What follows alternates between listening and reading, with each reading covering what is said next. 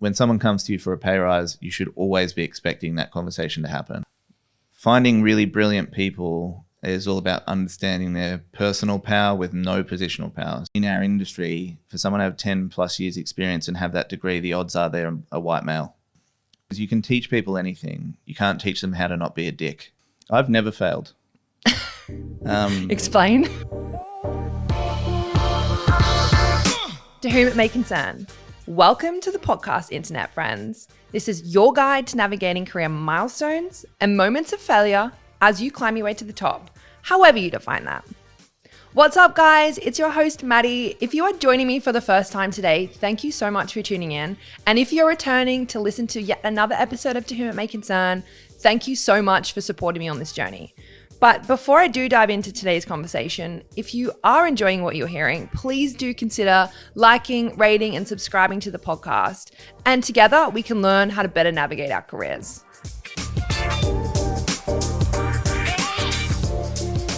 Right, let's dive in. I am lucky today to have actually convinced a friend of mine to join me on the podcast and allow me to pick his brain about his career.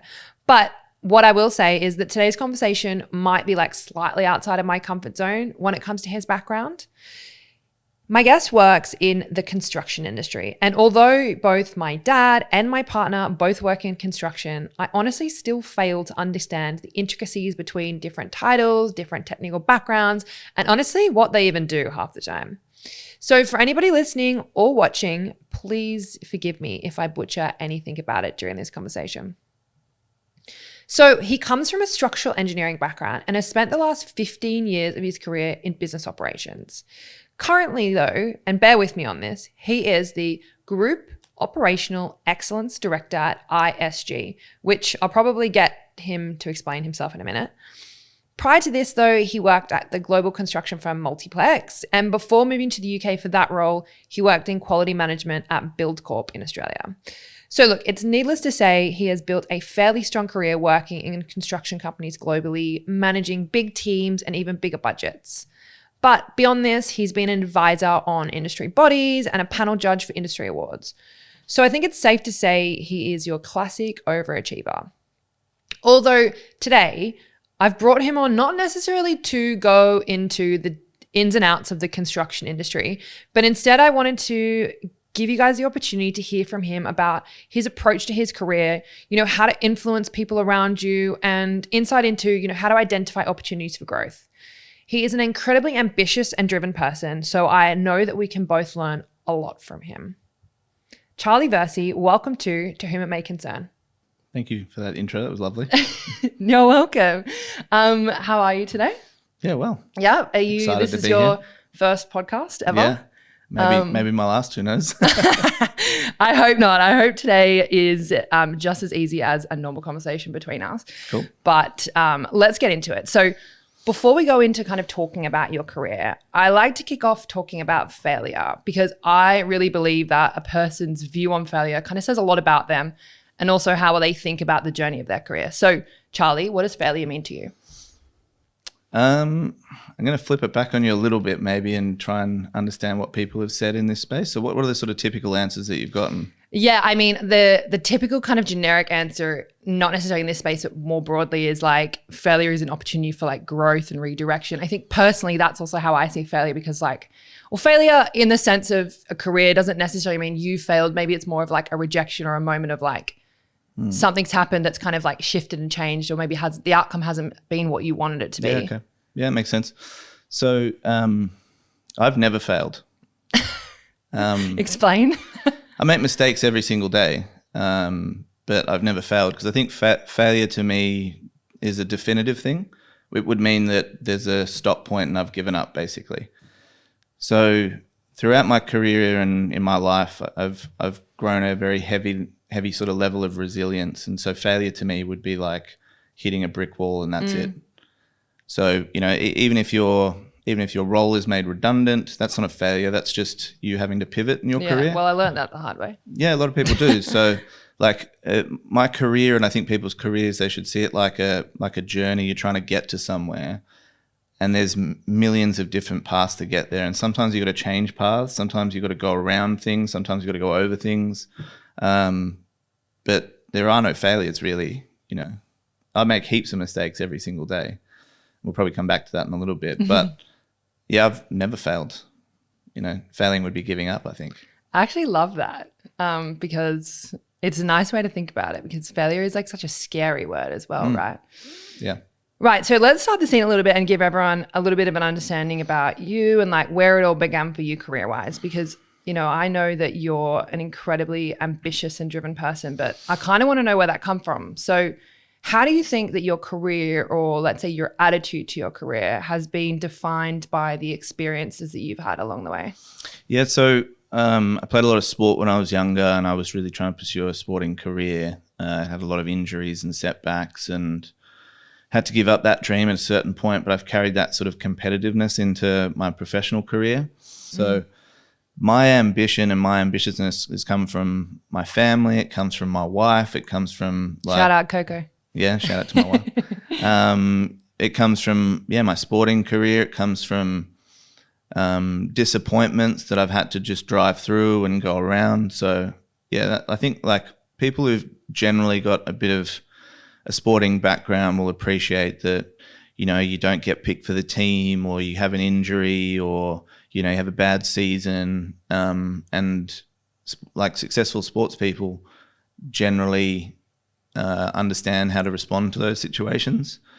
So it's really a shame when you see a phenomenal talent get injured and then that's it. But in reality, that just means their resilience wasn't there. You know, they were probably never going to get to where they could have gotten to because the resilience wasn't there. And resilience and ambitiousness sort of go hand in hand in my mind. But there's a lot of things that drive that. Like, what's your motivation to make you continually resilient? Like, for sports people, quite often the most successful sports people came from nothing. And the motivation for them was to get out of where they were. And that motivation, like Conor McGregor, that motivation was so strong that he just kept going. The interesting thing is when they get there, you know, how do you stay there? Yeah. Well, I actually think that's something that I mean, look, I'm nowhere near on a scale like that, so I'm not going to directly compare myself, but like that notion of like once you've like achieved something you've been driving so much towards, whether it's a promotion, pay rise, new job, you know, company. Like for me, it was like the meta thing. You know, I always talk about it like I achieved this like dream role that was like in my head the pinnacle of my career. But then it's like I'm always sort of think like, how do I keep going once I've like achieved that something that I've worked so hard towards? Because what happens on the other side? Exactly. But the question is, what's next? Yeah. Right? Like there has to always be something that's next. Yeah. So like you see Olympic sportsmen and women, and terribly, there are really high suicide rates in ex-professional sports people because their identity is so attached to reaching a specific thing. Once they've reached it, they've lost what happens next. So it is massively important in my mind, and it served me in my career, and I really reinforce this with people that work with me and for me, to constantly have a next. Without that you can really get lost. Yeah, and like I'm actually going to jump to one of the questions I had towards the end for you around that goal setting piece, considering we're talking about it. Like, and I don't want everyone to switch off when they hear goal setting and think, oh, it's all too hard. But like, how do you set like achievable goals that keep you going and achieving stuff and feeling ambitious and successful and all that sort of stuff in the short term and long term without getting, you know, too overwhelmed and making it all seem too hard? Like something is you know, I'm like, oh, I want to be a CMO, but I'm like, fuck, how do I get there? Like that is so far away sort of thing. Yeah. Well, to kind of stick with the sports analogy for a second, there's like if you think of golfers, like if you've got to make a 40-foot putt, which is quite a big putt, and you just aim for the whole 40 feet away, you're probably going to miss it. What you really need to do is set short targets that get you to that end goal. So whether it's on a daily basis or on a yearly basis or a 5-yearly basis, whatever, your goals need to be within the context of where you want to be. So and you do need to regularly kind of check in to make sure that you are staying on those goals and it is on that path. I would say a lot of people get hung up about like, you know, the end position that they want to be in, thinking that needs to be set in stone. Like it's important because it sets a context for your shorter term goals, but it doesn't need to be set in stone. It changes, you know, as your life changes. Like if you start a family or have kids, as opposed to maybe wanting to start your own business. You might want job security. So that changes your perspective on things, and that's fine. But it's still something that you should set anyway, because it puts context to the shorter term things you need to achieve. Yeah, and I think maybe sometimes you get lost in like not recognizing those shorter term things as achievements because you're so focused on the fact that like, oh, I haven't got that like main thing that I'm working towards yet. Yeah. I think the interesting part there is like as you move from being an employee with a manager to being a manager with staff, your sense of achievement changes massively. So when you first start out in your career, the odds are people give you things to do, they give you tasks, and your achievement levels, like your sense of achievement is quite high because you're completing tasks. Yeah. Like there's this tangible thing, it's a start and finish. I've done this thing, cool, I feel really good about that. And you can see that progress on a daily basis. When you start sort of going up in the chain, there are less tasks and more decisions and more managing of people. So your sense of achievement can be quite challenging there when you first go into that sort of a role. But what you actually find is that it's less about the tasks now, and it's really more about how you've made an impact on people. So a few years ago, like my sense of achievement was very much around the legacy that I would leave in a business. And I really attached legacy and like what I was going to leave behind to something tangible. Like I've built a product, or I've completed a project, or, you know, I've done something that when I leave will be there for a long time. And the shattering thing was that was crap. Like as soon as I leave, or as soon as I move into a different role, somebody else is moving into the role I was just in, and they've got a different opinion. They're going to tear it down. But what doesn't get torn down is the impact you have on people, right? So over my career, like I've really rapidly shifted my sense of gratification towards the impact I've got on people. So I still speak to people that were in my teams, you know, 10 years ago, like regularly, and talk to them about their careers and like what's going on, and we sort of shoot the shit, and it's still really gratifying for that. I'm less attached now to something tangible and more attached to, sounds a bit like narcissistic, but I'm attached to the kind of cult that I'm building. You know? That sounds apt for who I know you as a person. Yeah. No, it's true. And I think that same analogy applies like to your personal life, right? Like the older you get, the more you realize like it's less about the stuff you accumulate, the things that like you do, or like the Instagram that you curate or whatever it is. And it's more around like the relationships you have and how much you're valued in those different people's lives. Right? Yeah, that's basically the fundamentals of influence, right? So like when you start to get further up in a company, your influence needs to get better and stronger. And it's not, there's sort of, they call it personal power and positional power. Like the better your personal power, the wider your influence. The stronger your positional power, it just means you can tell people to do something, right? So like it's good when you get higher in a business, your positional power naturally grows, but finding really brilliant people is all about understanding their personal power with no positional power. So if I meet someone who is just a natural like influencer, like someone that you gravitate towards, someone that commands a room, and they're still quite young or junior in their career, I'm like, that's really interesting. Like what can we get out of that person? Because already they're a leader. Yeah, that's really interesting. And I really want to come on to managing people and all that stuff in a bit. Sure. But let's put a pin in that for a second, because what I want to talk to you about is, I guess, your approach like throughout your career to making decisions around opportunities that arise, right? Like whether it's something as big as, you know, career altering, like moving to London, like we both have, and taking a job here for a new role, whatever it is, or something as day-to-day as like choosing to invest your time or energy into something that maybe goes beyond the status quo, or like the team or your leadership, you know, doesn't agree with. But you know the potential outcome might be huge. So like what's your approach to that decision? You know, the move to London was an interesting one because it was just an opportunity for us to sort of experience a different culture. It was a big challenge for me. So COVID hit, right? And someone I look up to told me at a young, like an early stage of my career, never waste a crisis. As a business, never waste a crisis. You know, there's an opportunity to sort of clean things up or reposition the business. Never waste a crisis. On a personal level, I've always done that too. So COVID was a crisis, but I saw it as an opportunity for me to step into helping solve that problem with a spotlight on what I was doing. So I think a lot of the decisions I've made in my career are definitely about a return on investment. And probably where I've gotten to in my career is because I've taken opportunities where there is a demand, like there is a need for us to do something during COVID. Who's going to step in and do it? Hand up. Yep, I'll do it. And looking back, some of those decisions are quite risky, to be honest with you, because if I'd done a poor job, 100% I'd probably be a scapegoat, like for what's gone wrong. Okay, so like in terms of like changing businesses or changing roles or whatever, you wouldn't be open to a discussion if there wasn't an underlying energy that told you, okay, well, I'm not necessarily fully happy with what I'm doing, or I'm totally fulfilled with what I'm doing. So I think generally people are open to opportunities when the timing is right. When it's not, it's like, no, I'm pretty happy, I'm pretty comfortable, I've got these problems going on in my family, I need to be quite steady at the moment, I'm not interested. But at key parts of my career, I was obviously looking for an opportunity. If I was going to take a role that was very different to the one I did now, there'd be 4 things that I'd be looking for.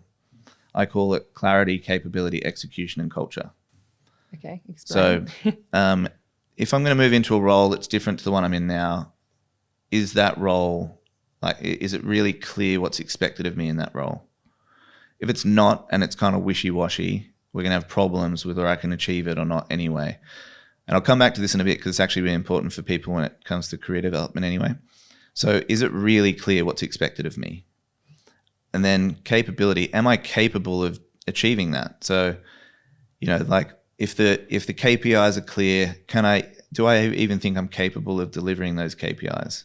If I am, will I be able to do it repeatedly? Am I working in a business where I can achieve my goals and I can achieve their goals repeatedly? Is the culture of the business good? Like, do they have the infrastructure? Do they use the right systems? Do they have enough people to support me? That sort of stuff. You don't want to walk into a business where they're under-resourced and you're doing 5 people's jobs. So once you're clear on what's expected of you, are you capable of doing it? Are you going to be able to do it repeatedly? And then finally, culture is the biggest part. Am I going to be rewarded for it? Am I going to be acknowledged for it? And am I going to be held accountable reasonably if I can't do it? So they're the kind of 4 things. And when I establish a team, they're the things I try and establish really quickly. So everyone in my team knows what's expected of them, hopefully. And everyone on my team is capable of achieving those expectations. And when they hit it time and time again with the execution piece, I reward them, and we have a big celebration about it. When they don't hit it, we have honest conversations. And honest and tough conversations are probably the most important thing. For someone who is super high functioning and likely works at a different pace to many people around them, I'm curious about a couple of things. How do you set boundaries for yourself when it comes to performance? Because, we can't work at 100% of our capacity and our ability all the time because, we get burnt out, all this sort of stuff. But especially when we think about like being the type of person who feels like they need to be busy in order to be performing and achieving, like how do you set those boundaries and balance that? Yeah. Well, I think holistically you can sort of fulfill the busyness in different parts of your life. Like I go to the gym every day, mightn't look like it, but I go to the gym every day. I set a really strong routine for that. And so there's that kind of sense of achievement on an everyday basis anyway, because like I've achieved something but before 5 a.m. Like I've gone to the gym. It's like that make your bed in the morning analogy. Exactly, yeah. Maybe better for you. Yeah, but simple things help with a sense of achievement. In terms of the pace, I've recognized over my career that I do work at a very, very fast pace. What has helped me pare back that pace is my wife, my family, my colleagues around me, basically. Not me. I've not pared that back because of me. If I'm sprinting and I'm 5 miles down the road and I look back and people are behind me and they're sort of jogging and walking and whatever, I'm on my own. And being able to achieve things is very limited when you're on your own. So, 2 heads are better than 1, 3 heads are better than 2. Like you can only achieve so much. And actually more importantly, you can only tackle so many things at once when you're on your own. So I still love working at a really high and intense pace, especially when there's an opportunity in front of you. Like, if I do this thing, I'm going to get recognized. It's going to really help my career. So I really work at a very intense and fast pace. But then I tend to work in sprints where I will like go hard and fast for a period, and then I'll hit the brakes and let people catch up. Because if they don't catch up, they're not engaged with what I'm doing, and I can tend to ostracize myself. And also, it's just not good for my sort of personal life. Like if I'm working 12, 14, 15, 16-hour days, something ridiculous, then that starts to impact my personal life. It impacts my health and all that sort of stuff. And that's something that, having a wife now has really helped with. Because I'm an all or nothing person. Like I go to the gym every day or I don't go at all. I work really hard or I don't work at all. So when I'm really high performing in a business, it's because I'm motivated to work really hard.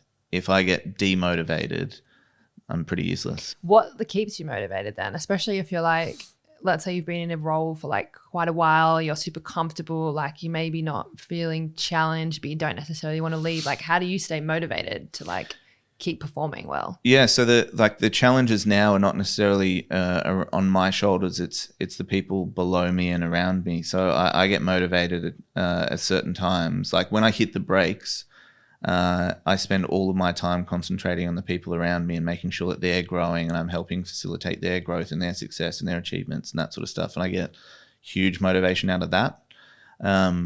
I've promoted people more recently in the face of some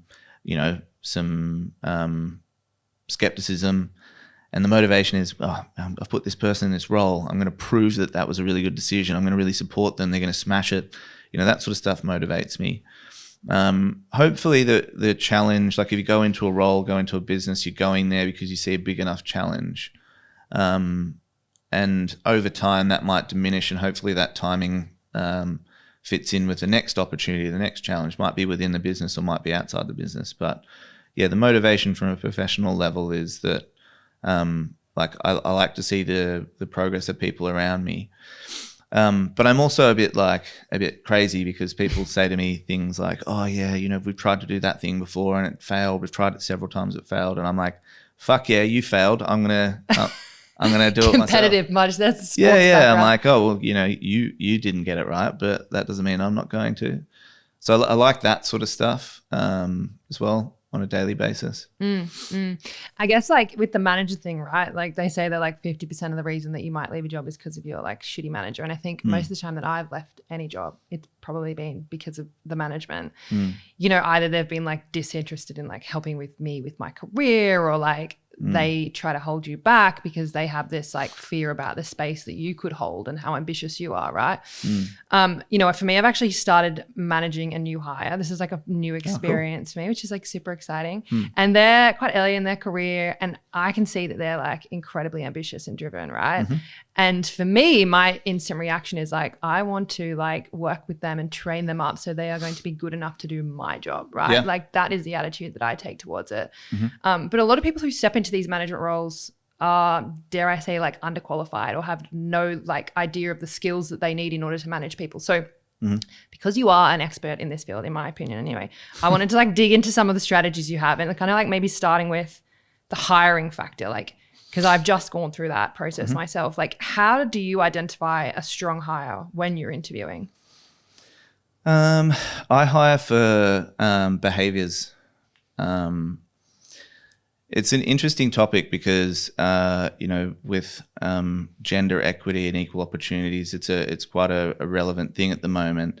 And particularly in Matt's and my industry, there's a fundamental problem with advertisements.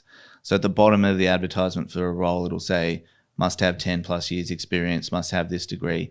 And in our industry, for someone to have 10 plus years experience and have that degree, the odds are they're a white male, which is a fundamental problem, because there are, if you go to most universities, the people doing structural engineering degrees are male. It's not a particularly attractive role for females, for whatever reason. A lot of females go into architecture and then they go into a different stream within construction. But, so there's a lot of underlying biases in advertisements traditionally in our industry, and it goes with other industries as well. So instead of that sort of qualification stuff, as much as possible, I try and hire for behaviors. Because you can teach people anything. You can't teach them how to not be a dick. So I hire for behaviors. And it's things like communication. Communication is the biggest thing that people need to be really strong at. And you can grow the skills, et cetera, but people need to want to grow them. And if they've got a natural ability to communicate straight out of the gate, it's brilliant. Problem solving is incredibly important. Thinking on your feet, being dynamic. I often throw people in the deep end quite early on with less support to see how they kind of cope. And more importantly, it's not to let them fail, but it's to let them understand that they can put their hand up and say, I need some fucking help. Sorry, I swear a lot. I'm Australian. I swear a lot too. Yeah. Because that's the main thing. Like a lot of people, of generations, particularly younger generation, won't admit that they don't know how to do something. Especially in a new job though, right? You're a bit like, oh God, I need to prove my value and worth. Like I need to prove that they've hired me for like the reason they've hired me. Yeah, for sure. But I think hopefully you land with a good manager and they recognize that, let's take a step back. You don't hire someone who is perfectly capable to do a job that you're hiring them for in the first place because they get bored and they'll leave. You want to hire someone that's going to be stretched into that role, right? So it is a challenge for them. And therefore, immediately you need to recognize that they're not going to be perfectly capable and they need to be trained and supported. If everyone just hired someone who was perfectly matched for the role, it would literally just lead to constant churn. And I think like I've kind of experienced that like in interviews where I have had maybe like a couple of things that I didn't fill the role specifically and that I didn't get the job because then I didn't have this really technical small bit of information or knowledge, right?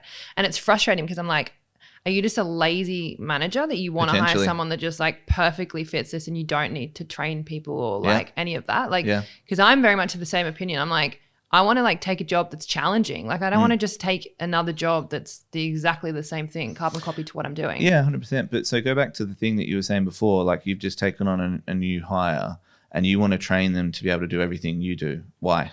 What's your I think motivation? That's just my like sense of competitiveness with myself or like ambitiousness. I'm like, I can see qualities in her that I had at that age starting in a new business and the eagerness and like the greenness of her. And I'm like, I just have this like sense of like, maybe it's like the female protectiveness or it's like my ambition to succeed. Like I want other people, I just want to lift people up with me because I'm not I don't want to compete with people. I just want everybody to be passionate about them. This is why I'm doing this podcast, right? Because like I'm so passionate about careers and growth and like understanding like how different decisions impact your career or whatever. But that's sort of the key there is understanding what motivates you as a manager. And it's brilliant that what does motivate you is seeing somebody else grow. In the instance where you're being interviewed by someone and you didn't have one specific thing that they were after, probably what was motivating the manager at that point was they just needed to get the job done. And do you really want to be in a role where it's so transactional that it's like, we're hiring you to do A plus B. If there is a C around the corner, we don't really even care about that. You're just doing A plus B because your growth's going to be quite limited. Do you know what I mean? Totally. Yeah. I mean, in hindsight, it's good that I didn't get that job. So I'm happy where I am now. Right. So like, how do you like, once you have this brilliant team in place, you've hired these like ambitious, high achieving, like driven people, how do you cultivate an environment in which they can continue to grow, right? Especially if they're people who are quick at achieving things or learning or picking things up. There's a few things that I do that I think, like consciously do that I think serve me well early on to try and establish a safe environment, because basically that's what you want. You want people to enjoy what they do. You want them to feel safe about making mistakes, and you want them to be encouraged to push the boundaries and push their performance. Firstly, I don't do anything. So I don't ask anyone to do something that I won't do myself. So I'll get stuck in and do the admin tasks just to show how it's done if I feel like I need to sort of direct people into that sort of stuff. And that shows that I'm not just going to push shit downhill. Like I'm happy to be in there with them and getting things done. Psychological safety is a massive thing. And so I regularly admit my mistakes. Regularly. Cop it on the chin. Sorry, guys, fuck that up. My mistake. And I think that's quite disarming for people. Totally. Because I'm at a fairly senior level in a business. People be like, oh, what does this guy do? He's attached to an email. He's a director, blah, blah, blah. I fuck stuff up all the time. And when people get to know me and understand that there's way less intimidation about them making mistakes. The mistake thing I want to come back to in a second, but so that sort of stuff. And I also try and establish an environment where people can criticize me in a positive sense for some of the assumptions I'm making. So I'll openly say, this is what I think we need to do. This is how I think things are going to go together, but just tell me I'm wrong. Like, if you don't agree, tell me I'm wrong. And that's massively important. I think it's like pretty rare, to be honest. I don't know, is it? Well, at least in my experience. So this was something that took me a long time to kind of get used to. I was sort of traditionally like, a perfectionist, and I'd get someone to do something that worked for me, and I was like, oh fuck, they've done it the wrong way. I wouldn't have done it that way. Oh, I'm gonna have to do it myself. I'm currently in that phase of whatever this journey you're about to explain is. Yeah, so like that would be the natural thing when people move from doing tasks constantly to then having to delegate tasks. If you don't delegate, you're going to get half the tasks done, and the people will get disinterested and leave anyway. So I had to very quickly develop a level of trust with my people below me that they would just get it done well. And what I've determined as a manager is my role is less about telling them what to do, and it's just more about course correcting. So they're never going to do it the same way as me, and I just need to be okay with that as long as the outcome is pretty damn close to what I would like it to be, because that's where the return on investment comes in. If I'm micromanaging them, I'm spending all my time doing something that they're supposed to do. What's the point in having two people? Whereas if I can be really clear with what's expected, that's hugely important. Be really clear, because you don't want to say things 3 times when you can say it once. Really clear, this is what I would like you to do. Off you go and do it. Come back to me if you're confused or you want to bounce things off me. And then you're just course correcting them. Oh, I don't know about that because this is this problem that could arise if you do it that way. Just be conscious of that and then try and address that, and okay, keep going. So course correcting is a big thing, but you just want them to feel, as you're course correcting, if you're steering them, they don't feel part of the journey. Again, they're not going to sell the product. If you're course correcting them, they've made so many decisions in their mind that they're part of the journey, and they're like, yeah, I did this thing that I'm being asked to sell. So that's a really big part of it as well. Yeah, that's super interesting. And again, like, it's one of those analogies that you can take into like your personal life as well, like with trying to coordinate big groups and influence people to get shit to happen. Yeah. On a kind of a similar note around like being a manager, you know, again, being on both sides of the coin when we think about something like asking for a pay raise or a promotion, but like equally being on the manager side, I think, I mean, at least on this podcast, like I've talked a little bit about with people like how to ask for a pay rise and like how to be the employee, how to structure that. And I think, there's a lot more information out there about that. But what I don't think that is really talked about is like the manager's perspective. Like, how do you, prepare for that? How do you navigate that conversation? Like, how do you, let people down and let them know they haven't got their promotion? Like, if you could speak to a little bit about, what is your strategy and approach to being the manager in that scenario? Yeah, it's a tough one because, unless you own your own business, the ultimate decisions are rarely just your own, right? So you need to make that really clear. As your manager, these are the things that I can do, i.e. go to bat for you on a pay rise if I believe you deserve it. But ultimately, the final decision is made by the business. So you can't promise them something and then not deliver it. And early in my career, I made the assumption, stupidly, that when I put forward a recommendation for a pay rise, which had been discussed and agreed at a certain point in time, that was it. Only to find, oh no, market conditions have changed, mate. We're going to have to cut that pay rise down. And I had to have a terrible conversation with someone about something that I'd promised them that I couldn't deliver. Made that mistake once, never made it again. So unless you own the business where that's completely within your gift, you need to recognize that your decision-making has limitations and that there is absolutely no problem with explaining that to your employee.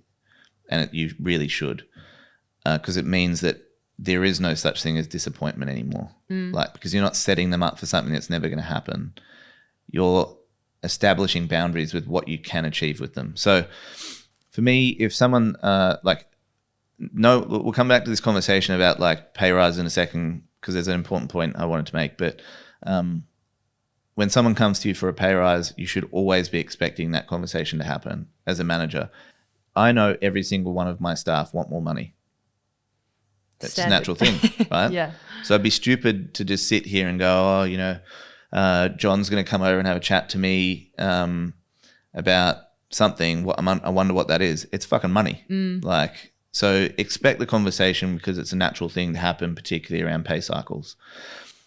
The conversations as a manager and employee are fundamentally the same. No one likes to talk about money. It's a really uncomfortable thing, and it's uncomfortable for everyone. The only way you get better at it is through practice, but either way, no one likes to go and talk about money. No one likes to go and say, I think I deserve this amount of money, I'm worth this in the market, and they put themselves out on there, like on a ledge, fully exposed, to then get shut down. But also the manager doesn't like shutting them down either, because you've got, like, they might be completely justified in saying, I'm worth 10K more in the market, this is what the market's paying. In the background, the manager knows, okay, this is my limit of budget that I can distribute to these people, because that's how it works. Given a sort of pool of money. How do I swing this? Because that person over there who's high performing too also needs a pay rise. Like, what do I do here? You can budget them in as best as you want, but they might come back to you and say, well, you've budgeted in 10K, but actually the market's paying 20K. So, like, you're sitting there with these things in the background that you know about, which are limitations being placed on you. And you're having to try and sell that to that person as well, whilst keeping them motivated, keeping them engaged, keeping them honest, keeping them wanting to still work for you and in this business. So it's fucking uncomfortable. The best thing that I've ever recognized is that you just need to be honest. Like, blowing smoke up people's asses and saying, yeah, you're doing a great job, we can't really do anything for you now, but let's talk in 6 months. It's rubbish. Because then you have like absolutely no confidence in that they will. Because like I've had managers in the past where you ask for pay rise and like, they do that thing where they're like, we're going to go away and sell this in, whatever. Or other managers who are like, oh yeah, like we can talk about that. Like, one of my good friends is going through this at the moment, and she's like, her manager's just being so wishy-washy about it, and you have absolutely zero confidence that they're even going into bat for you. And it's a bit like so disheartening from a money perspective, but also from a manager perspective. You're like, what am I working for if this person isn't going to every year or every, pay, not task cycle, what do they call it? Yeah, pay cycle. Pay cycle, yeah. They're going to like actually help you to progress. Yeah, I mean, you'd like to think that your boss is your advocate, right? Like, you establish a mutual level of respect where you're giving them value and they're giving you value. In the end, because it's not my business, it's not my money, right? So like, I don't get incentivized on undercutting pay rises. I don't get to keep that money that I save out of not putting in somebody else's pocket. There's no reason for me to not pay someone what they deserve. So I just need to be honest. Like, if someone is coming to me saying, I want to get a 50% increase, I'm like, okay, why? I think from a performance perspective, you're doing a great job. Therefore, there's a performance percentage that we should be looking at. But where's the other percentage coming from? Is it coming from the market? If you can tell me why it's 50%, then I can go away. And if I believe in that, I'll sell that too, because it's not my money. And obviously what needs to be considered is that person's got something in their head. If it's correct, like if I agree with it, if it's correct, that's a target they've got in their head that's going to be playing on them in their mind. And to get the most out of people, you don't just constantly want them struggling or worrying about money. You want them focusing on the job, enjoying it, developing a strong culture, not being part of the team and then being like, oh, fuck, I'm underpaid for this stuff. Yeah, I'm underpaid, so I'm not going to like put like 100% of my effort in. Yes, and I think managers who are kind of wishy-washy as well, that probably starts to impact other discussions and other parts of the relationship too. Like, they're probably not setting clear objectives with their people as well. They're probably not giving real feedback about one of the projects that person's working on if they're not happy with something. This is really all just coming down to honest and difficult conversations. From my perspective, I've I've tried my best to get better at having difficult conversations. That serves me really well. It's quite interesting because it's what I've seen in large organizations is, unfortunately, a lot of people don't get given the opportunity to do that until they get quite senior, at which point they're having to have maybe 20 difficult conversations, which is quite overwhelming. So graduate programs are brilliant because you bring in graduates and quite often they report to a more junior person in the business. And so hopefully those conversations start to happen earlier. So if you've got like an administrator who has a graduate reporting to them, hopefully you're teaching that administrator to have earlier and more challenging conversations. It's very true, right? Because depending on the industry you work in, I can only speak from my perspective, is like you don't tend to start managing someone until you're like director level, because not in every business there isn't 4 layers below that. Like sometimes it's director and then the person that sits underneath them. So, you know, I'm probably at that phase in my career now where I'm managing up and managing down and like learning how to have those more difficult conversations. And you're right, like it is, practice definitely makes perfect. But it's so interesting with all this manager stuff. Like no one really teaches you how to be a manager. It's like you just have to happen upon it and figure it out as you kind of go, right? Yeah, I mean, there's like lots of different books and podcasts and sort of YouTube channels where people talk about psychology around it, which is super interesting. But really, I think you need to find your own rhythm and your own approach and your own style. And it's generally a reflection on how you want to be treated yourself. And also like your own experiences with managers along the way, right? Like, yeah, so like you shape it by going, okay, this person did something to me. I really didn't like that. I'm going to hopefully not do that. Unfortunately, some people think that that's what they're supposed to do. So I have seen people who've had shit managers become shit managers themselves, you know, because they're mirroring what they think they're supposed to be doing, which is, you know, it's not a great way to develop people. But generally, if you're fairly aware, you'll notice things that have happened to you and go, well, I don't really like that. I don't think I'd like to do that to somebody else. And that's hopefully shaping people's approach. And like speaking of difficult personalities in the workplace, you know, as I've grown in my career, I've started to experience my fair share of different personalities. And the ones that I always struggle with the most are like those ego-driven ones. You know, my personality type at work is like, I am always asking questions. I'm always trying to give feedback. I'm always asking for rationale. Like I want to understand like the full picture. And sometimes that means asking questions of people more senior of me, right? And I find it incredibly tough in these conversations because their ego seems to always be really present in the room. You know, they have this innate belief that if they're being questioned or if they've been given feedback, then it's almost like a direct disrespect of like where they sit in the pecking order, when really I'm not doing this in a malicious way. It's just because I'm like super ambitious and I want to know what everything, you know, surrounding that particular topic or whatever. So as someone like yourself who's I'm sure encountered ego both in a peer situation and in a leadership situation, can you give us, and probably specifically me, some advice on like how to navigate working with these people, especially if like you're working on, let's say, a project and they're standing in between you and whatever that project outcome is that you're trying to achieve?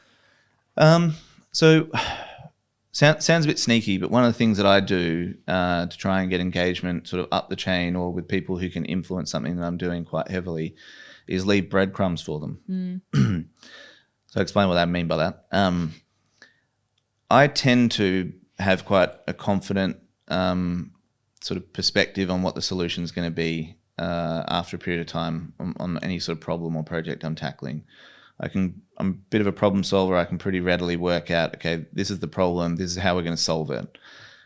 But like I was saying before, with a team, if you just solve all the problems, they're not going to help. They're not going to be part of the journey, right? It's the same with leaders and people around you that are influencing those projects. You need to get them engaged and feel part of the journey as you're working with them. And for people people sometimes a bit more senior actually can be quite detached from the project themselves and not in the detail, but still want to feel part of the journey and part of the solution anyway. So I leave breadcrumbs for them to find. So I leave holes in the work that I'm doing for them to find so that they can solve something as part of the overall picture as well. The key is to give them breadcrumbs that you don't fucking care about. Interesting. So of course, if you're working with someone that's going to really positively impact the project that you really want their opinion on, it's a different story. You don't want to give them something that's a waste of time. Yeah. But I give breadcrumbs to people who need to be part of the journey to kind of focus their attention on something that really doesn't impact the overall project significantly, so they don't derail it. Right? Yeah. So I'm like, I can't solve this problem, this specific thing. What are your thoughts? Meanwhile, I've either solved it or I really don't care about that at all. Yeah. Right? Like, but they solve it and I'm like, oh, brilliant idea. That's actually brilliant. I'm going to take that away. I'm going to adopt that. That's excellent. And then when we're sort of launching the thing, I can say, so-and-so was involved. Actually, they came up with this solution to solve this problem. It was brilliant. You give them the credit for it. But meanwhile, I'd either come up with that solution myself. I didn't give a shit about it. It wasn't really the biggest problem in the room, but they've solved a problem. Yeah, that's so true though. I guess when people feel like a part of the solution or they feel like integral to decision making. Yeah, because when I think about like having to, operate in an environment like that where I'm like so passionate about a project and like it's my brainchild, I can be a little bit like across all the details like, oh, this needs to be my decision or whatever. But when someone else's ego maybe is at play, I guess that is, it's a good shout in terms of like. You know the saying, too many chefs? Yeah. Right? Too many cooks in the kitchen. That's true.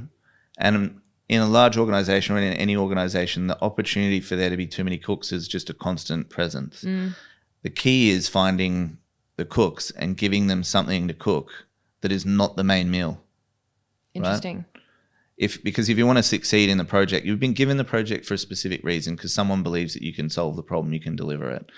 If you then need to get everyone else involved in the business on that project, you've got to involve them at the right level of detail. Otherwise, no decisions get made. They derail the project. It goes into a completely different, realm. But you were given that project to lead it for a specific reason. Yeah. Yeah, and I think that point that you just made there in terms of like bringing people into the right moment when the story or the narrative of like what you're building is at the point where they can input and feel that sense of validation or a part of it. Yes, interesting. If you've got like the cooking analogy, if you've made the whole roasted duck and then somebody else comes in and puts the garnish on, brilliant. You've cooked the meal. Like you give them the kudos and they feel great because they put the garnish on. The garnish didn't make a fucking difference. Makes it taste better, but like, yeah, brilliant. And I guess that comes to taking your own ego out of the scenario, I guess, right? Like, I don't need to feel that I've done every inch of it. And I think maybe that's that perfectionist thing that I have. I'm like, I need to touch every single part of this project. It needs to be like my idea and like I need to choose X, Y, and Z. But the analogy of the turkey and the garnish is good. Yeah. Interesting. Right. So we started off talking about failure and, we've talked a little about goal setting. We've talked about, navigating your career. But I want to know how you think about success. Obviously, as someone who's achieved so much and will continue to go on to achieve so much in their career, how has this shaped what success means to you now in this present moment? Interestingly, I probably look at failure and success in a very similar way. Like I've not succeeded either. I've not failed and I've not succeeded. So like the big thing for me, the thing I constantly say to people, I constantly say to myself is progress, not perfection. Constantly look at progress and not perfection. Because if it was a defined thing where I had to achieve this specific target, because I've always been a perfectionist, it's never perfect. Like I used to do a hell of a lot of art and drawing and you'd work on this thing for ages and it'd just never be perfect. As an artist, you need to sort of get to the point where you're like, this is good enough. So for me, that's just about progress and not perfection. So within my career, I would not say that I have succeeded. I would not say that I've failed, but I have made mistakes and I've progressed and I'm still progressing. I'm constantly progressing. Challenging your own perspective around what a daily success or what daily progress looks like, I think is something that I've had to come to terms with. So how I actually measure it myself, how I measure progress and success has rapidly changed over my career. Like I love that Matthew McConaughey thing where he's like, who's your hero? He's like, it's me in 5 years. Yeah, that's right. It is. And then they come back again and say, so are you your hero? And he's like, no, it's me in another 5 years. He'll never be that person. For me, success is a finite thing and failure is a finite thing. Like I've not succeeded because the journey's still going. I've not failed, the journey's still going. So it's progress for me. That's the thing. That's a really nice way to think about it, I think, because then stops you from limiting your beliefs around what's next and what else you can achieve. Very good. Right. Thank you for joining me. No problem. I That hope was you fun. enjoyed your first podcast recording ever. Hopefully that was valuable. Yeah. Yes, it was very valuable. Thank you, Charlie. No problem. Thank you so much for listening to today's episode of To Whom It May Concern with Charlie Versi. If you want to have a little stalk, I'm going to leave his LinkedIn profile link in the show notes. If you enjoyed today's conversation though, please do consider subscribing and rating the podcast and joining me on this journey as together we learn how to better navigate our careers. Just as a reminder, you can listen to the podcast in all of the places that you usually find podcasts, but if you're like me and you prefer video content, the episodes are also on YouTube. And finally, you can follow along on Instagram and TikTok at To Whom It May Concern Pod, where I'll update on episode release dates. There's a bunch of bonus content on there, and I'd love for you to also join in the conversation. Until next time, kind regards, Maddie Riley.